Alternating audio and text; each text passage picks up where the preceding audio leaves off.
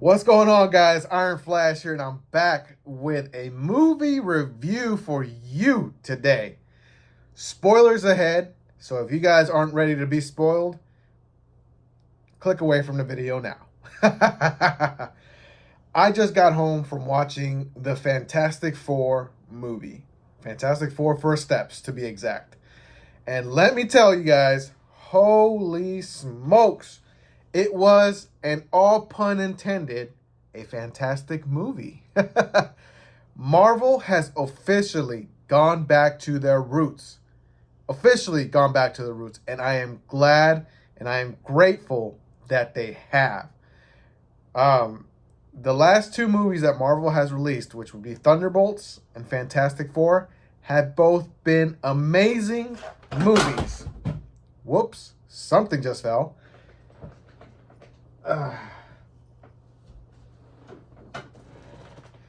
Anyways, it was only a matter of time for that to fall. I had it leaning. Whatever. Maybe it's just the hype that I have. But yes, it was a great movie. I went into it like I do all the movies, open-minded, right? Went in with an open mind. And just from the multiverse movies that we have been getting, a lot of them have not really hit how they're supposed to. Or at least they haven't hit how they used to pre-Endgame. The acting was fantastic. I'm probably going to end up using the fantastic word a lot in this movie review. The acting was great. I will say that. A lot of people had their reservations about Pedro Pascal being Mr. Fantastic. He did an amazing job. Y'all, just go sit down and cry in a corner if that's the case. Vanessa Kirby as the Invisible Woman, amazing. I can't think of the damn names of all the actors. Let me see if I can pull them up. Uh-oh. Did my keyboard die? It surely did. It's all good.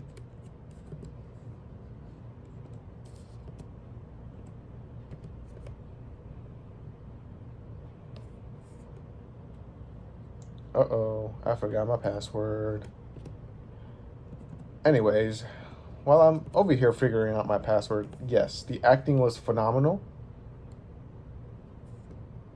Bro, what the hell is my password?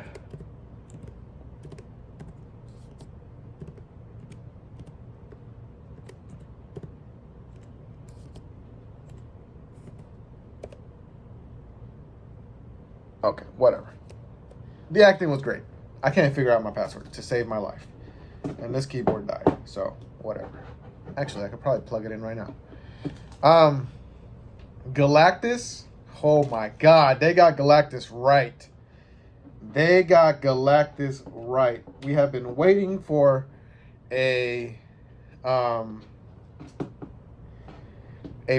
Galactus to make his way into the MCU, and we finally got him. Like, honestly, I was not expecting them to nail Galactus like they did, because holy smokes, dude, like the scale, they got the scale right from when he's on his ship and he's like looking down at the Fantastic Four, and you're kind of just sitting there like, whoa. You're just like, dude, that's a big dude. The story is what we all kind of figured, is he's gonna want Reed Richards' son, which is Franklin Richards. He's a cosmic being. So he essentially wants Franklin to take over for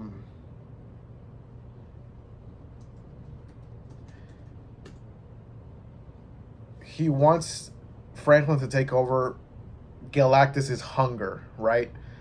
Because we all know why Galactus feeds on planets. He has to have endless supply of energy. Also, Shia LaBeouf, the Silver Surfer in this movie, not only is, yes, she is very attractive, that's besides the point, she did a good job. And I know a lot of people were just kind of angry. Yeah, it's a girl, it's a woman. Forgetting that she is in the goddamn comic books. Yes, I will say the original Silver Surfer from our time growing up watching the original Fantastic Four was amazing. That was a great depiction of the Silver Surfer. Galactus on that in that movie absolutely sucked. But we have to realize that not every movie character, is the same. Clearly, there's always been two Silver Surfers. They just decided to go with Shia LaBeouf. Just quit crying about it. Just deal with it. She did phenomenal. Her arc was discovered, Instead of her just talking about it, they showed her arc on how and when Galactus visited her planet, and she gave herself up to Galactus as the Silver Surfer, so that way she could spare her planet. The CGI was great. I think it was one instance the CGI was a little off, and that's when Ben Grimm, the Thing, was talking to, I can't think of her name, the lady's name. I think it was Rachel, but she's part of like a Jewish church or something like that. And it was like the zoom out part of that conversation where it's not focused on her, it's focused on the Thing. And it kind of just looks, the CGI on him right there looked a little off. But other than that, everywhere else in the movie, the CGI was fantastic. They did not try too hard. Like sometimes CGI just comes off a little weird and it gives you that uncanny valley, right? I want to say that although they probably tried to fool us with Baby Franklin being a real baby, he's actually CGI. And I noticed it. I can't think of which parts of the movie I noticed it, but I did notice it. He was a CGI baby because you clearly can't have babies on set, right? I mean, you can, but to a certain degree. But most of the movie, it was a CGI baby, and he looked really real. Like, there's no in between. It was just certain interactions that the baby had with the Fantastic Four that you could kind of tell. You were kind of like, oh, it's CGI. What else? The story was good. I mean, we revisited, the fact that, they traveled to space, they got their superpowers, but we didn't get the whole story, right? We got the story through a TV show that they were a part of as a recap of how they came to be. They've already been established in this world. I believe it's 828, right? It's either 828 or 818. I don't remember. So I'm glad that we didn't have to go through the entirety of that. Let's see, what else is there to talk about? Herbie was definitely one of the stars of the show. I love every single interaction that he had with each individual Fantastic Four, and even with all of them together was amazing. He's like a puppy. He's essentially their R2D2, really, and he has mannerisms and fantastic. They're freaking hilarious. They're funny. He's very serious. He's calming. He gets scared. All the above. He's an amazing addition to this character lineup. Going back to Galactus, like I said, the scale was great. The voice of that actor was amazing. They picked a hell of an actor to play Galactus, and it's just seeing him. And then like when they introduce him, and he's like just in the shadows, and he just turns his eyes on, he looks like a Celestial, or the Watcher. It was amazing, dude. Like, I was just like, whoa, they got him right. And like I said, with the story, he wants Baby Richards, and Human Torch tries to recruit Shia LaBeouf, the Silver Surfer, and tries to get her to be on our side, and he does it in a very unique way.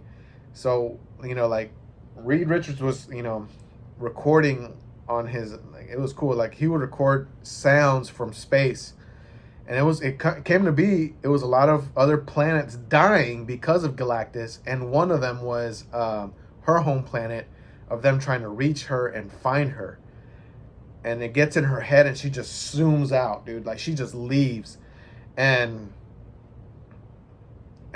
you they make you think that Human Torch is, because they build this big ass thing to try to throw Galactus into another universe, right, or into another part of the grand scheme of things, and they throw his ass through, and he's coming back, and they make you think that Human Torch is gonna sacrifice himself, and they actually played it off well. I kind of saw it coming a little bit, but then I was like, well, she left. Where the hell is she, right?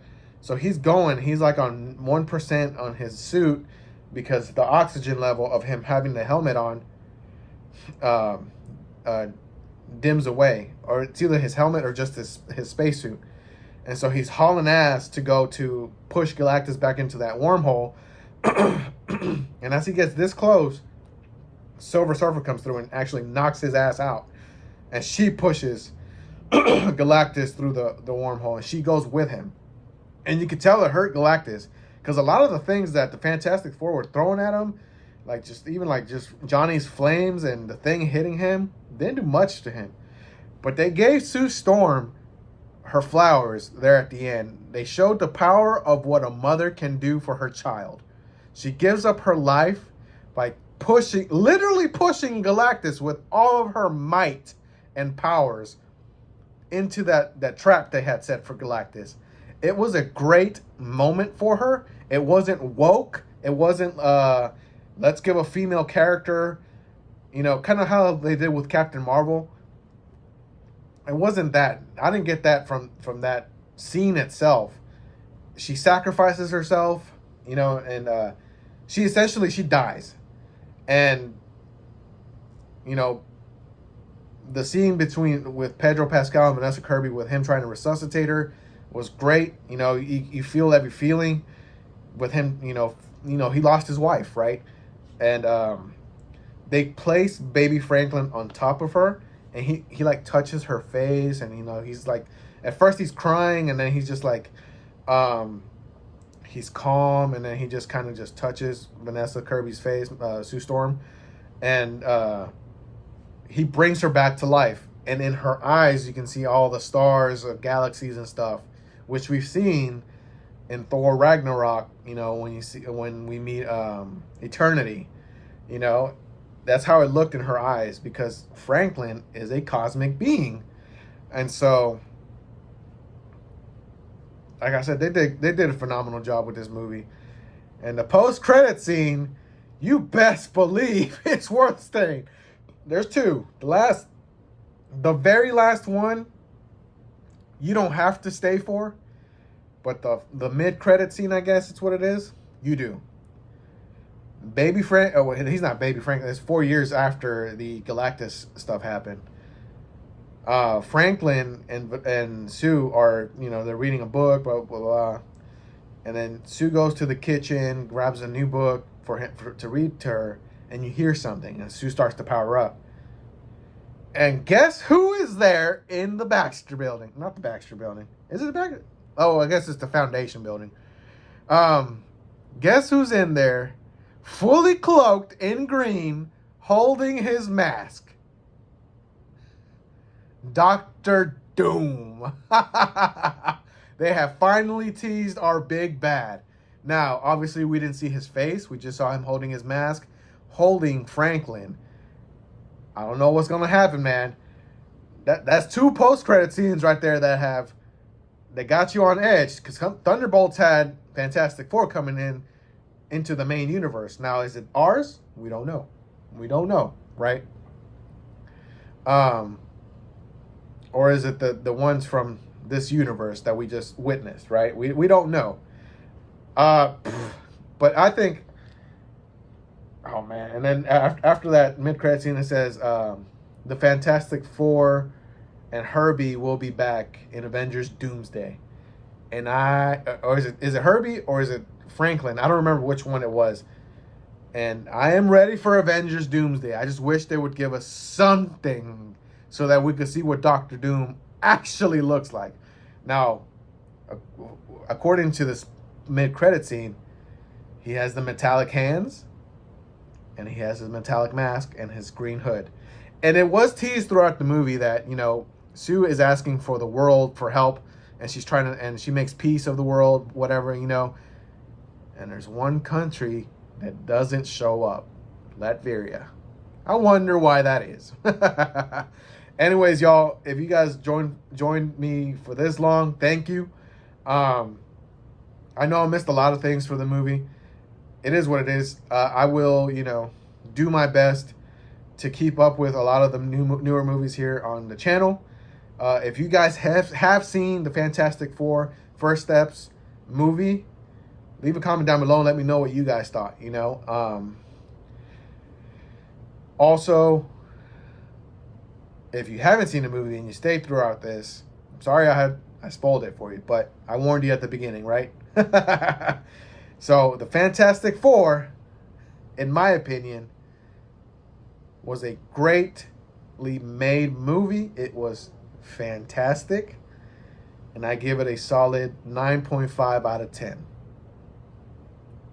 Just because certain things were a little off, but other than that, great movie, fantastic movie. I can't wait for the next Marvel movie to come out. I don't even know what the hell the next Marvel movie is. Anyways, y'all, don't forget to hit the like button, subscribe. Don't forget to ding that bell. Ironflash is out of here.